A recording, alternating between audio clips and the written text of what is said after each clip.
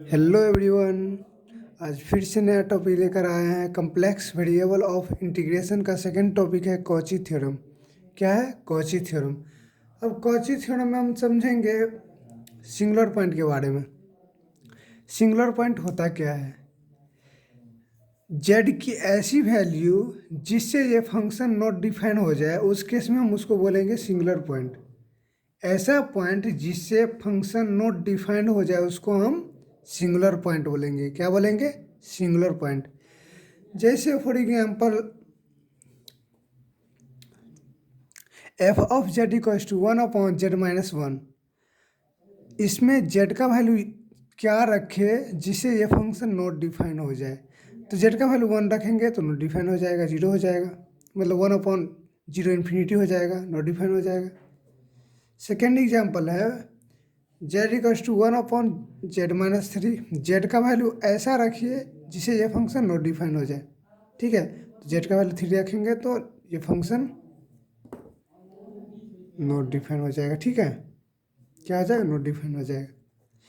अब third example भी इसने वैसे ही है 1/z-3 इंटू z-4। जेड का वैल्यू ऐसा रखिए जिससे ये फंक्शन नॉट डिफाइन हो जाए। यहाँ पे जेड का वैल्यू 3 रखेंगे ये 0 हो जाएगा, और यहाँ पे जेड का वैल्यू 4 रखेंगे तो ये भी 0 हो जाएगा। ये मेरा सिंगुलर पॉइंट हो जाएगा। ठीक है, क्या हो जाएगा? ये सिंगुलर पॉइंट। इसको जेड इक्वल्स टू जो रखेंगे ना जिससे फंक्शन नॉट डिफाइन हो जाए, वो सिंगुलर पॉइंट हो जाएगा मेरा। ठीक है, ये मेरा सिंगुलर पॉइंट हो गया। अब आगे चर्चा करते हैं कॉची थ्योरम होता क्या है। कॉची थ्योरम होता क्या है वो जानेंगे। If F of Z is an analytic function and F dash Z is continuous at each point within the close curve C, then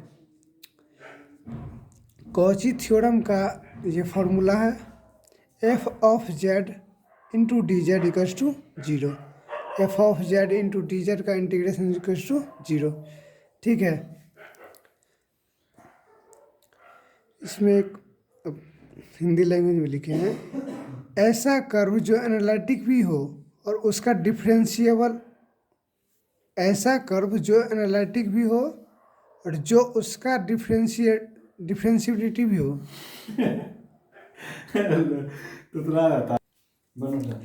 वैसा कर्व जो एनालिटिक भी हो, जो उसका डिफरेंशिएबिलिटी है वो कंटिन्यूअस भी हो और क्लोज कर्व हो। तो कर्व का लिमिट में अगर हम इंटीग्रेट करते हैं तो F of Z into D Z मेरा 0 निकलेगा। ठीक है, क्या निकलेगा? 0 निकलेगा। तो यहाँ पे कॉची का दो फार्मूला है, एक कॉची थ्योरम, एक कॉची इंटीग्रल थ्योरम। ठीक है, कॉची का दो फार्मूला होता है, एक कॉची थ्योरम और सेकंड कॉची इंटीग्रल थ्योरम। अब हम जानेंगे कॉची इंटीग्रल थ्योरम कब लगाएंगे और कॉची थ्योरम कब लगाएंगे। ठीक है, तो आगे डिस्कस करते हैं। एफ ऑफ जेड के थ्रू हम सिंगुलर पॉइंट निकालते हैं। ठीक है, क्या निकालते हैं? एफ ऑफ जेड के अबाउट हम सिंगुलर पॉइंट निकालते हैं। जैसे कंडीशन हो गया mod of Z equals to 2 z-1 mod of z-1 equals to 3। इससे हम ये कर्व या सर्कल समझिए इसका। देखिए अब हम जानेंगे जैसे बताए थे कॉची का दो फार्मूला होता है, कॉची थ्योरम एक होता है कॉची इंटीग्रल थ्योरम। तो कब हम कॉची थ्योरम लगाएंगे और कब हम कॉची इंटीग्रल थ्योरम लगाएंगे। ठीक है, देखिए अगर अगर कर्व के अंदर सिंगुलर पॉइंट रहेगा, कर्व के अंदर सिंगुलर पॉइंट रहेगा तो हम कॉची इंटीग्रल थ्योरम लगाएंगे। ठीक है, क्या लगाएंगे? कर्व के अंदर मेरा सिंगुलर पॉइंट रहेगा तो कॉची इंटीग्रल थ्योरम लगाएंगे।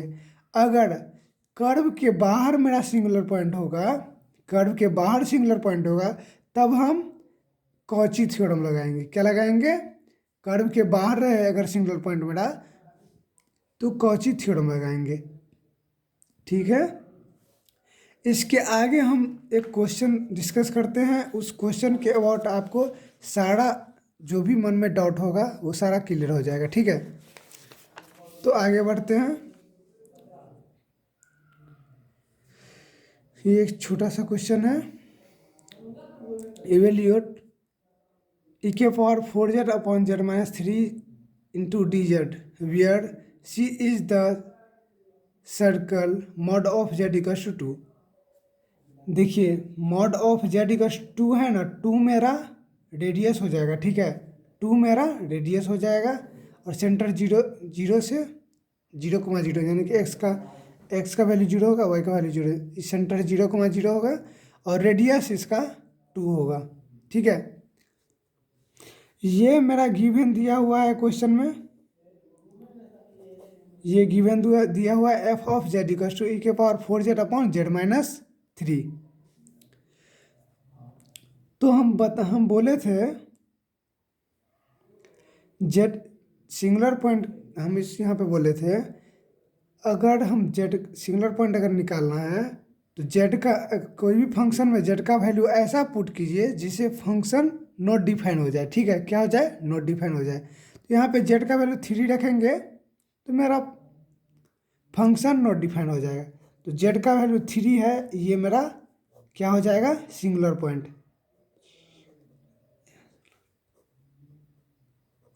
क्या हो जाएगा, सिंगुलर पॉइंट। ठीक है, तो एक ग्राफ खींचेंगे। ठीक है, 1 2 नंबरिंग कर देंगे, 1 2 3। तो मेरा क्या दिया हुआ है, यहाँ पे रेडियस दिया है 2, क्या कितना दिया हुआ रेडियस 2। तो यहाँ से 1 2 2 के अबाउट हम एक सर्कल बना लेंगे, 2 रेडियस का सर्कल खींच लिए। अब मेरा सिंगुलर पॉइंट कितना है, 3, 0 1 2 3। सिंगुलर पॉइंट मेरा कर्व से बाहर हो रहा है।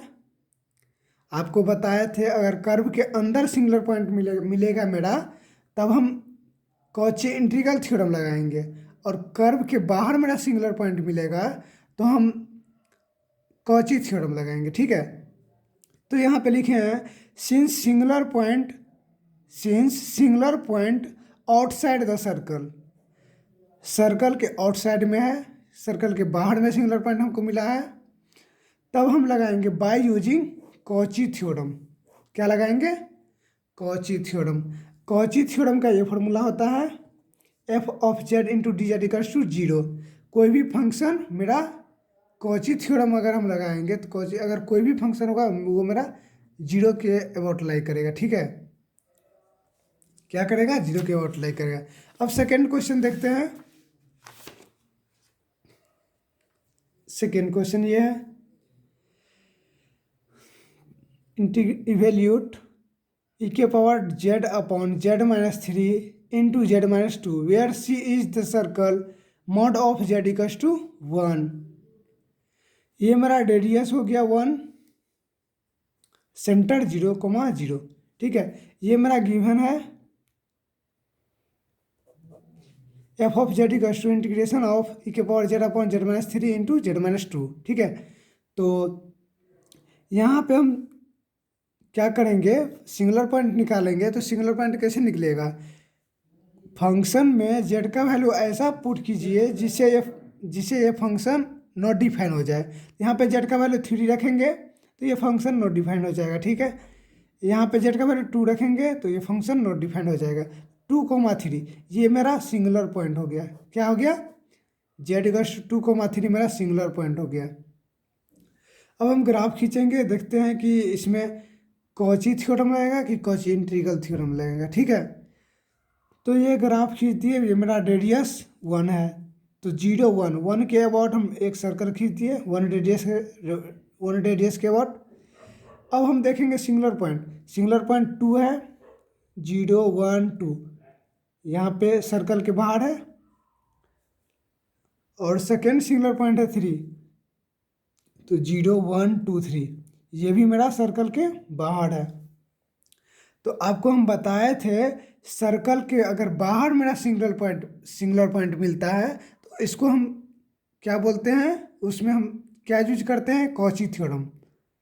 अगर अंदर मिले तो कॉची इंटीग्रल थ्योरम लगाएंगे, और आउटसाइड द सर्कल रहे तब हम कॉची थ्योरम लगाएंगे। ठीक है, since singular point outside the circle by using, outside the circle है तो by using Cauchy theorem, Cauchy theorem लगाएंगे।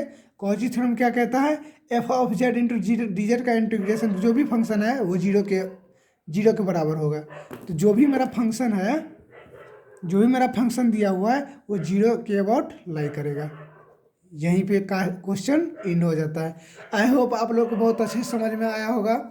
अगर अच्छे से समझ में आया होगा तो आप प्लीज़ लाइक करें, सब्सक्राइब करें और बेल आइकन को दबा दबा दें, ताकि सबसे पहले आप तक जो भी हम वीडियो अपलोड करेंगे वो सबसे पहले आप लोग तक पहुंच जाएंगे। ठीक है, थैंक यू।